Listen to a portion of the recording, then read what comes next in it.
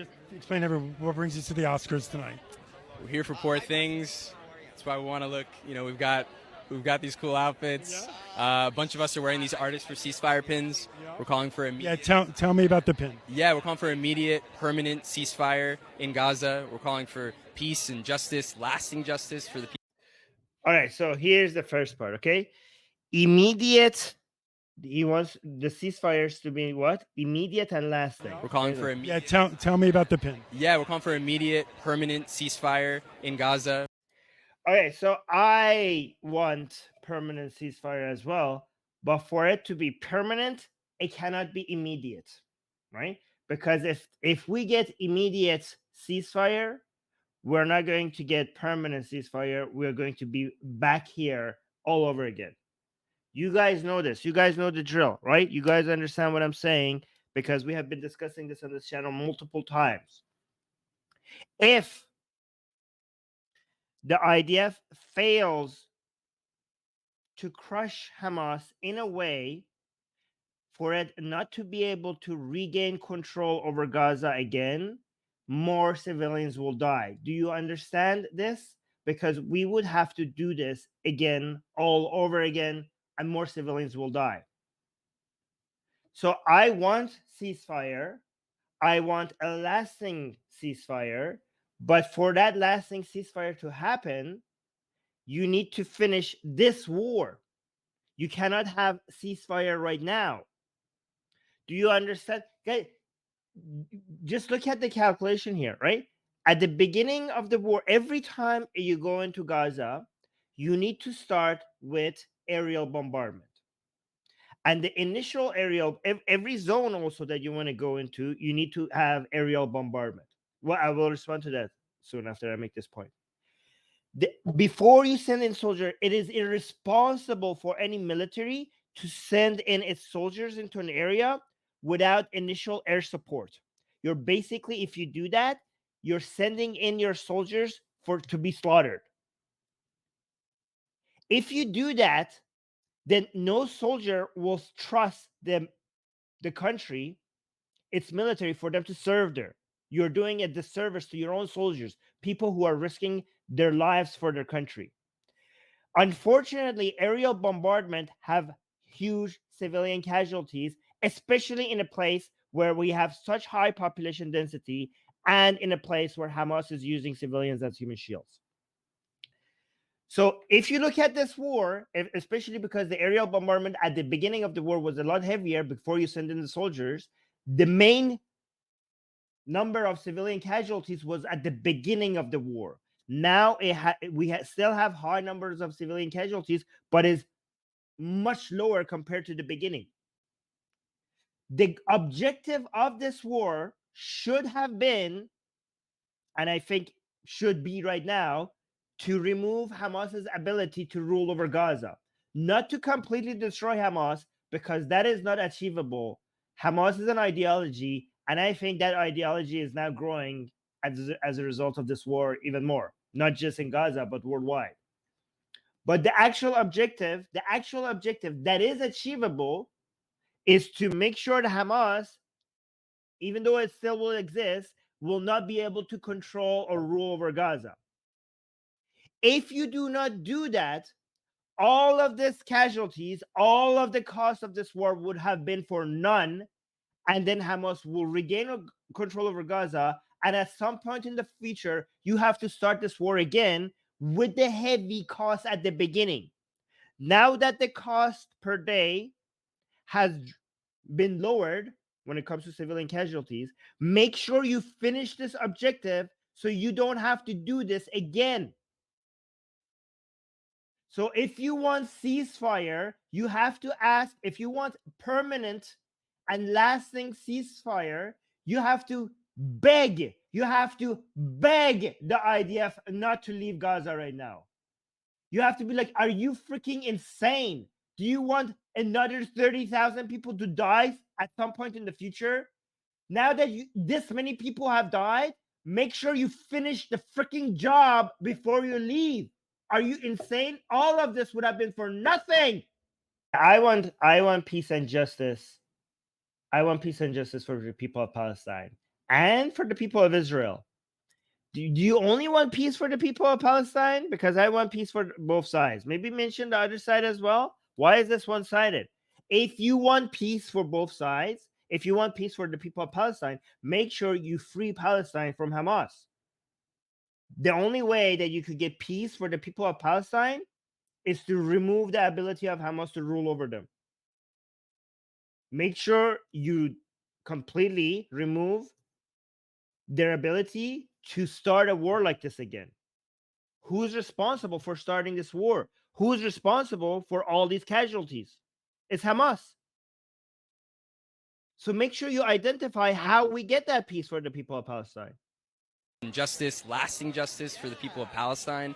And I think it's a universal message of just let's stop killing kids. Let's not be part. Look at the dishonest framing of this. Let's stop killing kids. Who's killing kids? Hamas is killing the kids on both sides. Let's stop. Imagine trying to condemn the people. I accuse the IDF of killing kids. Are the kids who are being killed in Gaza being targeted by the IDF? When you say killing kids, do you understand that framing suggests that they're targeting the kids?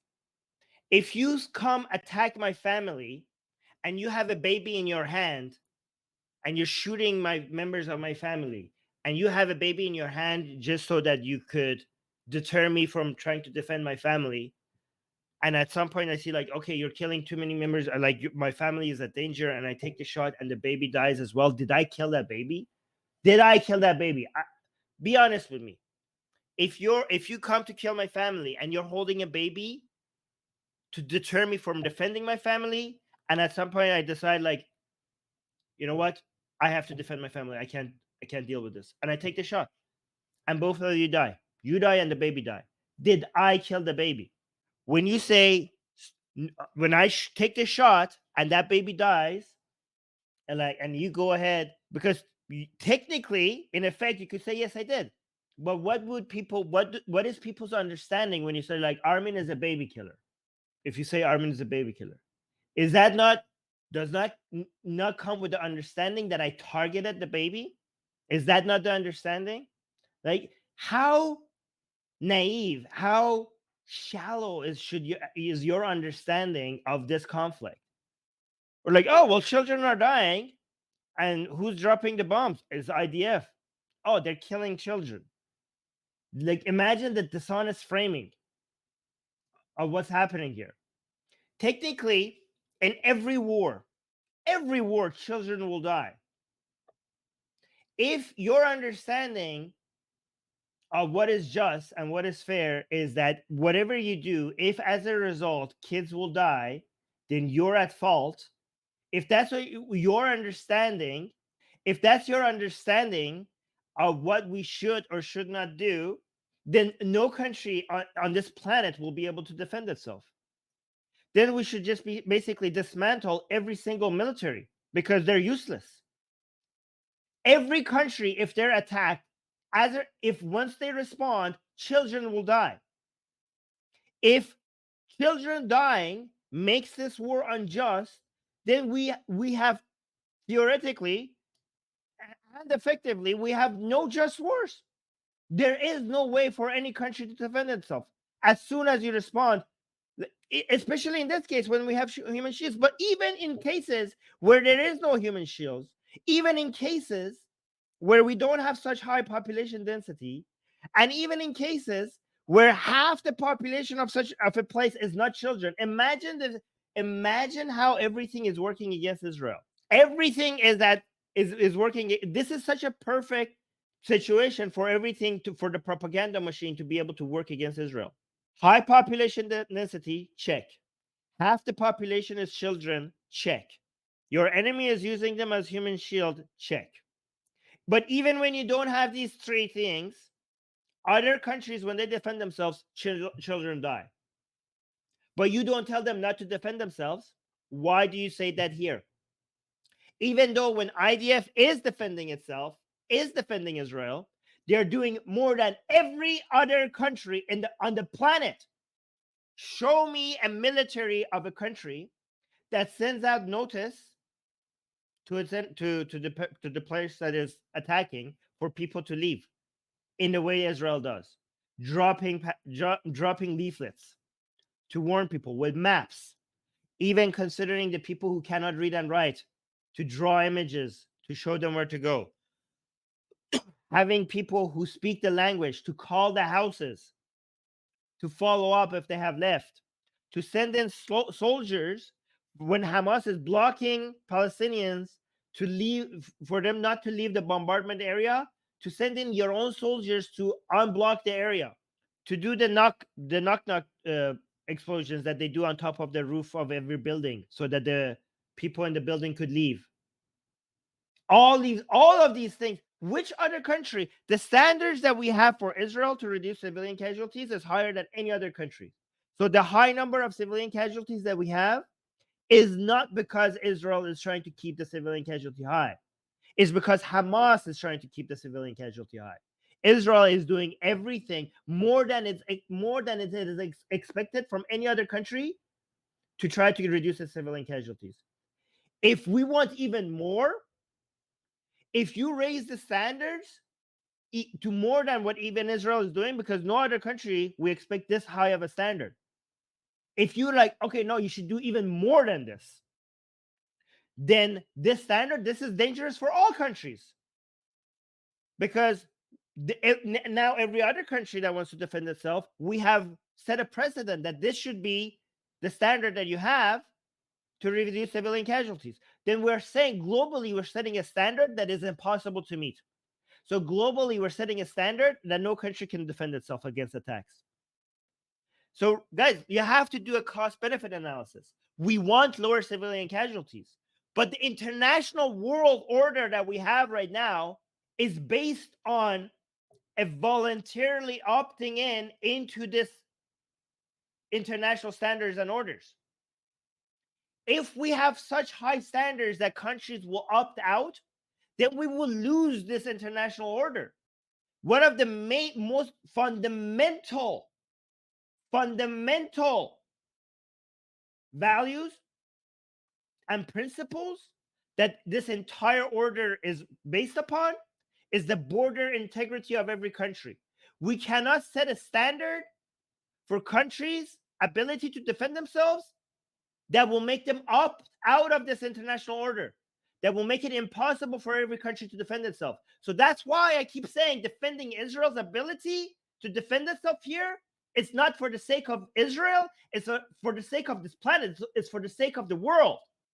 Because of the hatred for Jewish people, we're now asking Israel to do something that is impossible, and this standard applied to the world will take the ability of countries to defend themselves away. And I mean, they are still going to defend themselves. They're just going to make it normalize violating these new international standards. And normalizing violations of international standards makes international standards less powerful, less relevant.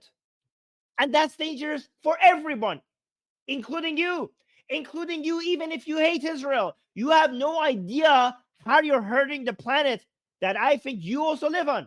I don't know where you're watching this from, but I'm assuming it's on planet Earth. Part of more war. No one's ever looked back at war and thought a bombing campaign was a good idea. And so to look at this claim. What are you talking about? not be part of more war. Look at the level of analysis people have. These are the celebrities. These are the people that people look at. People listen to this and like, yes, bombardment campaign must be inherently evil. How is bombardment campaigns inherently evil? In fact, one of the most evil. Listen to this. Look at this. Listen to this claim. You must have I don't know what your brain is made out of, but this is the reason why we're so screwed. Because of takes like this that seem kind and intelligent, and they're the opposite. Listen to this. More war. No one's ever looked back at war and let me go. Listen to this. Let's not be part of more war. No one's ever looked back at war and thought a bombing campaign was a good idea. And so to be surrounded by so many artists who are No one ever looked at a bombing campaign. No one ever. Are you sure about that? Are you sure about that? One of the most evil things that happened in history, and let me know if it's relevant or not here. One of the most evil things that we know happened was that during World War II, a bombardment did not take place. Right? So, do you guys know what I'm referring to? The Allies, one mystery about World War II, which I still haven't figured out why, and some people say this is still a mystery, but if you know the reason, let me know. During World War II, the Allies knew at some point, figured out about the trains that were taking Jews to Auschwitz. They had images, they knew this was happening. And they didn't do, for some reason, which I still don't understand. Somebody please enlighten me. But this is a lot of people refer to this as something that is shameful and disgusting, and can't figure out why. But the Allies did not bombard the rails, the trains that were taking the Jews to Auschwitz. That would have been, is if they did that, if they did bombard the rails, that would have, you know how many Jews that would have saved? They knew this is happening, they could see it, they had the imagery, and it would have been so easy to just bombard the rails and cause a major delay and a lot of trouble for the Nazis taking the Jews to these camps. You know how many Jews, even a few hours, a few days of delay, do you know how many Jews it would have saved? And they didn't do the bombardment, and I don't know why. How could you say nobody ever looked at a bombardment and thought that this was a good idea? There are many bombardments that we saw. What about the bombardment of Nazis, during World War II? Were those bad idea? Was that a bad idea? What about when NATO came into Europe and stopped the genocide by starting with bombardments? What about bombardments of ISIS areas? Is that like nobody looked at that and thought that was a good idea? Nobody looked at that and that was. How do you have some such stupid takes? How is that, like? How do people celebrate this? Again, let me see how many likes. This got 1 million views, 180,000 likes. How is such stupid takes so popular? Willing to lend their voice. The list is growing. A lot of people are going to be wearing these pins tonight, and it's because we want to kind of use where. You know what? I am for ceasefire. I am for ceasefire. Okay, permanent, lasting ceasefire. That's why I want to make sure that IDF does not leave Gaza until they completely remove the ability of Hamas to rule over Gaza. Okay, so for the sake of ceasefire, please IDF stay in Gaza and finish the freaking job. We're at to speak to people's hearts. There's a lot of talking heads on the news. Oh, look at this take. Look at this amazing take here. To speak to people's hearts. There's a lot of talking heads on the news. This is a space of talking hearts, and so we're trying to just kind of have that big beam to humanity. Yeah, for the sake of humanity, lose a little bit more of your brain and a little bit less of your heart, because your heart seems to be sucking at coming up with conclusions. Like, what the hell? Yeah, maybe you need a little bit more usage of your head, based on what you're coming. If you care about people, you have to use your head, sir, or else you're going to come up with such horrible conclusions. Are you hopeful? Yeah, and also I want to keep mentioning the people are saying the heart pumps blood, doesn't do any, that's what it does. But he's talking about using our emotions rather than using our logic. But yeah, for the sake of making sure that less people die, let's actually be more logical. I don't understand why that's a value here. How is that a virtue to be less logical and more emotional here? Emotions are the goals. I don't want to dismiss emotion, but we use logic for emotional outcomes. Like, emotions are not a proper tool most of the time. They are proper goals. Technically, all our goals are emotional, but again, I don't want to get into that. Are you hopeful there will be a ceasefire? Yeah, there has to be. I don't think that. Oh yeah, there has to be. As if like we could just wish things. Like I didn't know this is how global politics works. Like, hey, are you hopeful there will be a ceasefire? Yeah, there has to be. What? Because like, why didn't you say so? We should have came to you. Like, I didn't know you have a genie in a bottle or something somewhere. Like, I didn't know you could just wish these things. Like, yeah, why? What? Like, there's gonna be a ceasefire. Well, why? Because it has to be. Because we want that. Yeah, there has to be. I don't think that there's no other route. It's taking so long, and the president has now called for it in his State of the Union. The vice president. Oh, the president. Which president? The president has called for it.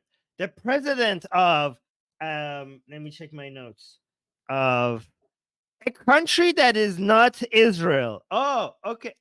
I didn't know that other presidents of other countries get to decide, the foreign policies of a country that they're not the president of. I did not know how that works. Right, but look at this. State of the Union, the vice president has, and so I think we need to kind of really look at ourselves and be honest of, okay, if the leadership supposedly thinks that should happen, why has it not happened? And Oh, like if the leadership thinks that should happen, why is that not happening? Maybe because that's not his country. Maybe because, but like, do you understand? Do you understand that your president, sir, is not the president of the world? Do you understand that there are more countries on this planet than the United States? And just because he's your leader, that doesn't make him able to decide what other countries do. Do you understand that? You're like, oh, I don't know. If the leadership has decided that there should be a ceasefire, why is there not a ceasefire? Yeah, because different areas on this planet have different leaderships, and it just doesn't your leadership doesn't apply. I'm sorry to say, sir, that just because you voted for a president, he doesn't get to rule the entire planet. I know that your American-centric perspective maybe make you think that they get to decide everything on this planet now just because you voted for him, but other countries have agency. I know this might be a foreign concept for you, but like, yeah. so I think that's what we're all encouraging, everyone to be vocal about. Okay, yeah. Well, good luck with that. Anyways, that was stupid. That was more stupid than I thought it would be.